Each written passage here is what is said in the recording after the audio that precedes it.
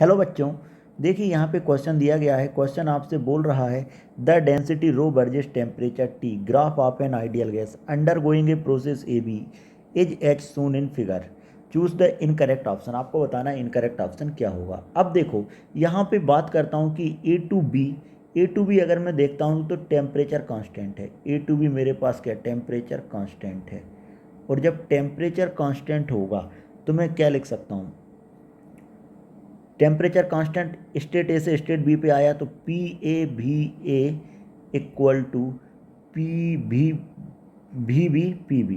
Clear है, ऐसा लिख सकता हूँ। तो मेरे पास स्टेटमेंट नंबर ए तो करेक्ट हो गया। क्लियर है। अब देखते हैं अपन आगे। अगर मैंने आगे आपसे बोला तो मैं क्या देख सकता हूँ कि यहाँ पे P equal to rho R T by M, ऐसा मैंने पढ़ रखा है।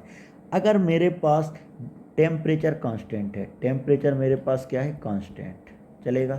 टेम्परेचर कांस्टेंट है, अगर रो का वैल्यू कम हो रहा है तो पी का वैल्यू भी कम होगा। पी का वैल्यू भी क्या होगा, कम होगा। तो बी पॉइंट का जो प्रेशर है वो कम होगा, किसके कंपेयर में, ए के कंपेयर में। ठीक है, तो स्टेटमेंट नंबर भी मेरे पास हो गया इनकरेक्ट। अगर मैं बात करता हूँ ए टू बी अगर मैं बोलता हूँ कि आइसोथर्मल प्रोसेस है, ए टू बी कौन सा प्रोसेस है, आइसोथर्मल। तो अपन क्या लिख सकते हैं, work done equal to N R T L N V V by V A. ठीक है। अब देखो अगर मैं ए से बी पे आया तो डेंसिटी क्या हुआ, कम, तो वॉल्यूम क्या हो गया, बढ़ गया। तो वी बी ग्रेटर देन क्या हो गया, V A. V B greater than क्या हो गया, वी ए। तो डब्ल्यू ए टू बी मेरे पास क्या आ गया, पॉजिटिव। ठीक है, तो ए वाला स्टेटमेंट भी मेरे पास करेक्ट हो गया। अब देखते delta delta U A to B, मतलब इंटरनल एनर्जी की बात कर रहा हूँ। ए टू बी क्या, टेम्परेचर कांस्टेंट।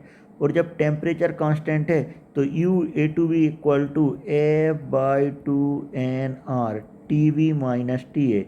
टेम्परेचर कांस्टेंट तो ये कितना हो गया, जीरो। तो ये वाला स्टेटमेंट भी मेरे पास सही हो गया। तो मैं बोलूँगा कि इस क्वेश्चन का मेरे पास जो रॉन्ग स्टेटमेंट है, इनकरेक्ट है, वो आपके पास ऑप्शन नंबर बी है। तो मैं इस बोलूँगा इस क्वेश्चन का जो करेक्ट ऑप्शन होगा वो क्या होगा, B. Hope you understand the solution. Thank you.